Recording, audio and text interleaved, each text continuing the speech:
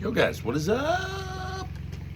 I meant to have the bag out here and I didn't. This is Slow Bloom's brand new coffee bean.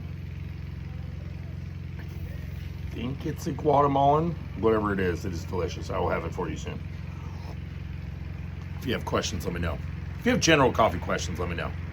Kyle reached out to me the other day about a drip machine. I always appreciate that.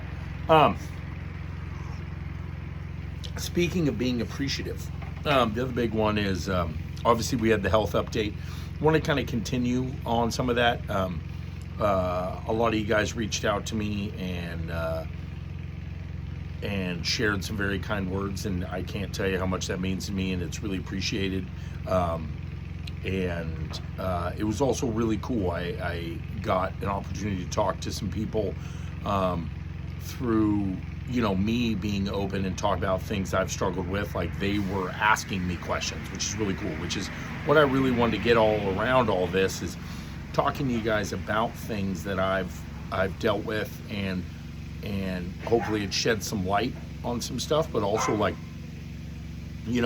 maybe get your brain thinking, and you're like, hey, I never even thought about it that way, or maybe it's something you're dealing with, and now you feel that, hopefully you feel that openness to come and talk to me about it. So it was really positive, and it was really nice, and it's a video I wanted to make for a long time, and I wasn't putting it off. I was just waiting to kind of get the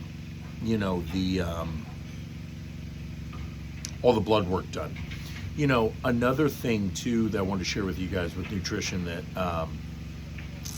I was talking to with my wife and Michael the other day, which is just kind of funny the way the body works, and it's amazing.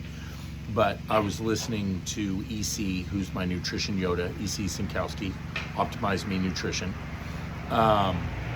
and she was talking about some common misnomers and falsehoods, right? And one of them is this idea of starvation mode, where if you don't eat enough, your body goes into starvation mode. And if that was true, no one would starve. But the idea is that your body adapts and becomes more efficient. So if it knows, if you go from eating 5,000 calories a day to 2,000, depending on your resting metabolic rate and stuff like that, you potentially might lose weight if your activity level stayed the same, because your body's just dealing with a lot less. Then it'll self-regulate, and it'll figure out how to maximize that nutrition you're getting in. And this is why sometimes this is when it gets hard, when you get to that nitty-gritty. And this is coming from someone that's never been 300 pounds, right? But when I have someone come to me that's 400 pounds, they could lose 150 pounds plus. Essentially getting them to stop drinking soda, and they'll lose 50 pounds, But when they get closer and closer, so let's say hypothetically this person's goal weight is 225 pounds, they weigh 400. To get them down below 300 is hard, but a lot of times it's stop eating pizza, stop drinking, not stop, but limit it, not every day. Let's have an apple instead of the muffin. Let's have stuff like that. It's when we get into that last 10%, your body is adapting to its new diet, and it's becoming more efficient. And this is why sometimes you have to recheck in. Maybe, I don't log all my food because I pretty much eat the same thing. But what I'll do is every 3 to 4 months, I'll go back in and I will log a week. And I'll re-look at my macronutrients, my micronutrients, my vitamin levels, all that kind of stuff, just to kind of recheck in and, one, reaffirm, but also maybe be like, oh, maybe I do need to, and it's not a negative thing. It's just sometimes you have to tweak stuff, right? You got to make little adjustments as your body's adjusting and it's gotten used to this new, way of eating. Like I said, if you go from eating Del Taco and pizza to chicken breast and broccoli, that initial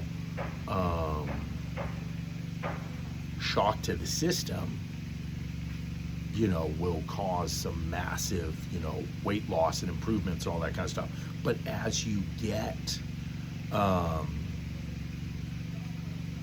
deeper into that, you've now been doing this for 2 years, your body's going to become more efficient. And that's where, not frustrating, but it can become challenging, you know. So just kind of some food for thought, pun intended. But yeah, let me know what you guys think if you have questions about that kind of stuff. But I know some people are like, man, I don't know what happened. And it's like when you first start doing CrossFit, right? To kind of wrap this up, you're setting PRs by like 20 and 30 pounds, right? Once you're 2-3 years in, now you're maybe PRing once a year, and it's by like a pound, because you can't continue this insane trajectory, right? So, you know, just something that it was a good reminder for me. And, you know, always kind of, you know, double check. Cool. Double check in and look at the nutrition stuff. The other thing is, we made the video about the open, and more stuff is going to come. My first step is to just get as many of you guys to sign up on the 15th and really hit the ground running. We're going to have the board. Like I said, we're going to be doing the raffles on Friday nights.